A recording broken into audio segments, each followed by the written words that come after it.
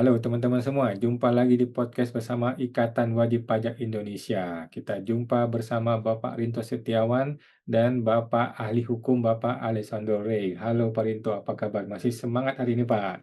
Ya Mas, selalu semangat Mas. Luar biasa Pak Rinto ya. Dan terima kasih juga Pak Rey sudah bersama kita Pak. Apa kabar hari ini Pak? Baik, Mawan. Terima kasih.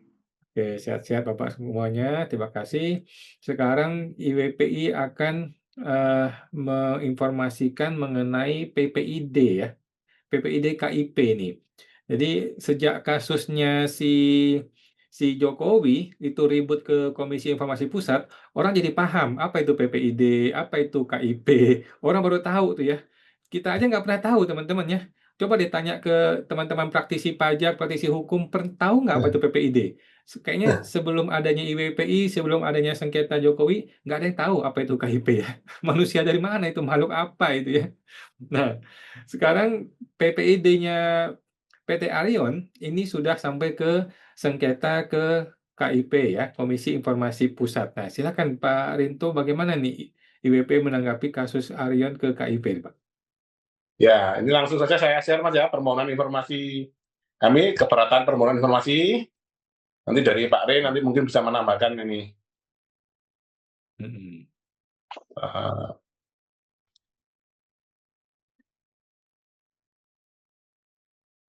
ini Mas.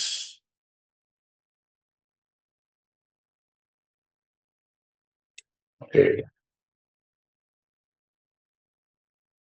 Nah ini Mas ya, ini formulir penyelesaian sengketa informasi. Ini sudah masuk ke formulir sengketanya ini Mas Awan. Jadi permohonan informasi kami ini ada 6 Mas. Siapa pejabat yang secara sah berwenang menandatangani berita acara ketidakadilan wajib pajak. Nah ini permohonan ini normatif aja. Nah, mengapa BA tersebut ditandatangani oleh Agus Mulyono dengan jabatan kepala kantor, sedangkan menurut dokumen resmi lainnya menunjukkan jabatan beliau adalah kepala bidang P2IP. Yang ketiga adalah dokumen autentik apa saja yang digunakan sebagai dasar kewenangan penandatanganan BA tersebut. Yang keempat adalah apakah penandatangan BA oleh pejabat yang tidak berwenang dapat dinyatakan sah menurut ketentuan pemeriksaan perpajakan. Nah, yang keenam, dokumen apa yang secara autentik menjadi dasar koreksi atas harga pokok penjualan dalam pemeriksaan tahun pajak 2019. Nah, ini atas permohonan informasi ini jawabannya seperti ini Mas ya, ditantangin oleh Untung Supardi. Nah, ini kan pertanyaannya ada 6, jawabannya cuma 3 ini. Mas Awan Pak Rey. Ini kita tanyanya 6, jawabannya cuma gini aja. Pejabat yang secara sah berwenang menandatangani adalah kepala unit UP2.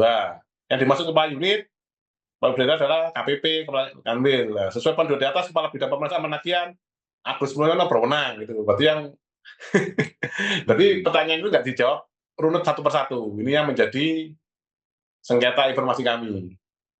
Nah, ini kronologinya tanggal 16 sekian kami menyatakan surat sanggahan kedua yang menegaskan bahwa formalitas pemeriksaan dan penerbitan SPHP secara serta prosedurnya tidak memiliki kekuatan hukum, oleh karenanya batal demi hukum.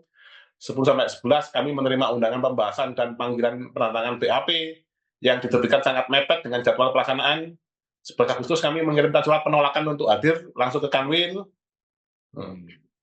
Terus 11 September kami menerima SKP yang menurut kami tidak sah secara prosedural. 2 Oktober sampai 31 Oktober kami mengajukan permohonan informasi berulang terkait dengan rincian perhitungan SKP dan STP. 2-3 November kami mengirimkan dokumen risalah BA pembahasan KKP, namun KKP tidak menjelaskan rincian koreksi HPP. Jadi pertanyaan kami ada 6 itu, Mas Awan dan Pak Rey, teman dijawabnya cuma 3, itu yang menjadi sengketa kali ini.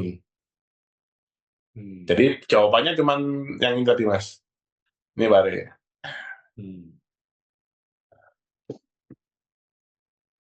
Ini 3 ini, terus keberatannya ada ini. Alasan keberatan ketidaksesuaian jabatan penandatangan merupakan cacat formil substansial. Nah, keberatannya tidak ditanggapin. Ini keberatan kami, ada klaim penerimaan menang harus dibuktikan dengan dokumen otentik, tidak dijawab. Ketidakkonsistenan dokumen pemeriksaan tetap tidak dijawab. Tanggapan PPID bersifat normatif tidak menjawab substansi permohonan. Jadi awal pertanyaan 6, dijawab cuma 3 dan itu tidak menjawab satu persatu. Keberatan kami tidak dijawab.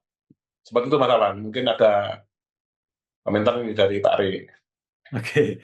Ini nih Pak Rey, mungkin mungkin Pak Rey sebagai ahli hukum dan juga ahli ahli manajemen ini ya, bisnis gitu ya. Ini kalau Pak Rey diminta nasihatnya oleh ketua PPID negara, pemerintah, itu bagaimana sih staf PPID itu mesti bertindak ketika diminta oleh warga negara sebuah informasi, Pak? Begitu deh, Pak. Bagaimana nih, Pak? Silakan Pak Rey. Ya, terima kasih Pak Wan, Pak Rinto. Kita tahu bahwa PPID itu kan pejabat ya, Ya, pejabat pengelola informasi dan dokumentasi. Dan dalam konteks informasi dan dokumentasi perpajakan dijabat oleh Direktur Eselon 2 itu ya. Nah, jadi kalau misalnya ada wajib pajak meminta informasi Pak Wan sama Pak Rinto, nah tentunya merupakan tanggung jawab dia untuk menjawab, bukan untuk kembali melempar pertanyaan itu kepada apa namanya wajib penanya. pajak dengan Ya. mengatakan bahwa silakan tanya langsung, kan bukan begitu, karena mereka eselon 2 itu kan kurang lebih ya kalau kita hitung apa namanya tunjangannya, kita hitung gaji pokoknya, eselon 2 kan take home-nya kurang lebih sekitar 80 juta. Ya. Nah, kalau pejabat digaji 80 juta, masa menjawab pertanyaan sederhana itu susah sekali. Itu kan mudah saja kan gitu ya. Sama seperti kalau kita sedang menangani perkara Pak Awan dan Pak Rinto. Ya. Kalau majelis bertanya, masa kita nanya ke WP lagi? Ya kan kita bisa langsung jawab di persidangan. Ya, sederhana karena kita menguasai dong ya perkaranya. Nah, jadi kalau pejabat eselon 2 dibayarkan kurang lebih 80 juta tiap bulan tapi tidak bisa jawab pertanyaan WP kan kurang pantas juga kalau dibayar semahal itu.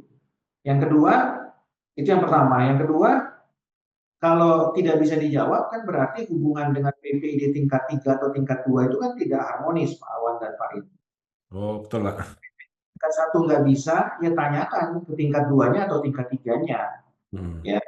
Nah, jadi sehingga informasi itu bisa didapat dan diberikan kepada WP. Itu sebabnya kan PPID diberikan waktu kan, 10 atau 7 hari kalau belum bisa mendapatkan informasi. Dan itu 17 hari kerja. Ya kalau kita hitung ya kurang lebih hampir 1 bulan juga kalau dihitung 17 hari kerja. Masa kurang lebih 1 bulan nggak bisa mendapatkan jawaban atas pertanyaan yang semuanya pertanyaan WP termasuk pertanyaan Pak Rinto itu pertanyaan sederhana. Bukan pertanyaan filosofis yang harus keras otak gitu ya Pak. Iya, betul Pak. Pertanyaan sederhana saja gitu ya. Jadi saya melihatnya pejabat ini ya kurang bekerja keras saja gitu Pak Awan sama Pak Rinto ya. Nah, jadi kurang apa ya Pak, kurang serius saja dalam menjalankan tugasnya. Nah, pejabat-pejabat seperti itu ya memang seharusnya ya mengundurkan diri sajalah gitu ya. Atau jadi pengusaha saja gitu ya Pak. Iya, iya. Pelayan tapi tidak memberikan layanan. Menjadi pelayan tapi tidak melaksanakan pasal 10 Undang-Undang Administrasi Pemerintahan, yaitu asas-asas umum pemerintahan yang baik. Salah satunya adalah pelayanan yang baik kepada masyarakat. Nah, pelayanan yang baik itu siapa yang ditanya. Nah, kalau saya cermati tadi kan itu yang Pak Rinto sampaikan pertanyaannya itu kan dijawabnya dengan jawaban jaka sembung naik ojek, alias enggak gitu. Nah, jadi kan pertanyaannya kalau ditanya A ya dijawabnya A gitu ya. Pertanyaan B dijawabnya B. Jadi nggak melebar. Dan kalau itu dilakukan Pak Awan dan Pak Rinto kan nggak perlu ada sengketa di KIP. Iya. Ya. Jadi kalau tidak dilakukan sebenarnya mereka itu kan ingin melempar handuk atau ingin melempar piring kosong kepada KIP, piring kosong kepada KIP, sehingga KIP itu perkaranya sudah numpuk, apalagi Pak Rinto mengajukan itu sudah numpuk itu, nggak tahu ya, karena memang majelis komisionernya juga terbatas. Nah, jadi menurut saya harusnya kan sesama pejabat itu menjalankan fungsinya dengan baik supaya layanan tersedia, wajib pajak merasa terlayani dengan baik dan juga tidak ada pejabat lain atau lembaga lain yang terbebani karena persoalan yang tidak tuntas ya. Jadi indikatornya adalah pelayanan publik. Indikatornya adalah tentu dinilai dari kepuasan publik. Ya, jadi antara pelayanan dengan kepuasan itu harus relevan gitu ya. Nah, yang sekarang ini kan pelayanannya tidak terlihat dengan jelas, apalagi kepuasannya. Kalau Pak Rinto udah puas, ya Pak Rinto nggak hadir di podcast kita hari ini kan. Atau sederhana yang bisa dilihat. Ya. Nah, kemudian selain daripada PPID tingkat 1 juga membuang persoalan ini kepada KIP, nanti tentunya kalau KIP memenangkan perkaranya Pak Rinto, tentunya kan DJP tidak puas dan dia akan melakukan perkara ini kepada Petun. Maka Petun akan ngantri lagi perkaranya panjang. Ya. Kemudian akan dilanjutkan lagi ke PP Tun. Kemudian kasasi, kemudian PK. Terus Pak numpuk akhirnya ujungnya di PK.